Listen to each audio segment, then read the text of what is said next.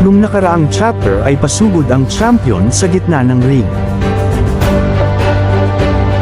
Hindi na ako magpipigil, ang tumatak sa isipan ni Rosario. Hajime no Ippo 1463, Head and Fist. Gagawin ko na lahat ng paraan, wika ni Rosario nung nakaraang round.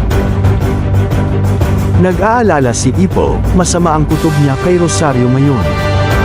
Habang si Masiba ay nag-iisip ng gagawin. At bigla nang nakapasok sa loob si Rosario.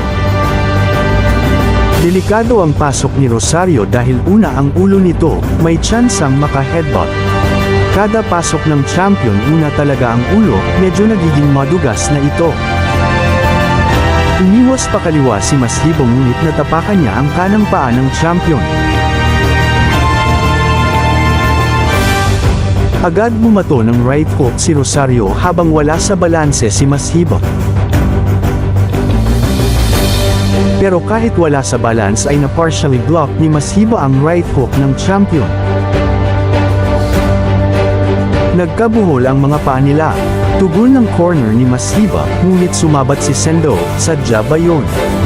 Madalas mangyari yun pag kalaban mo ay isang southpaw, sagot ni Sawamura. Naiinis si Masiba dahil halos sabay ang bitaw ng headbutt at suntok ng champion. At nasa ilalim na naman ang champion, handang magpakawala ng right straight. Ngunit nakaiwas din ulit ang challenger sa kaliwa. Ngunit sa pangalawang pagkakataon ay nagkasalubong ang mga paa nila. Si Masiba ay nawala ng balanse habang umiiwas ng paatros. At ang isang yun, wika ni Sendo, yung pangalawa, sadya na, sagot ni Sawamura. Ang bad boy naging purong kasama na, tugon ni Takamura.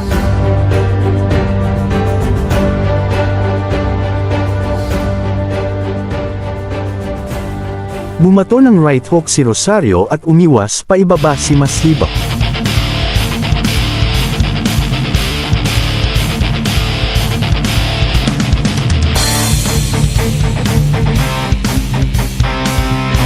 At yun na naman, headbutt ang pangpasok ng champion. Abangan natin ang mangyayari sa susunod.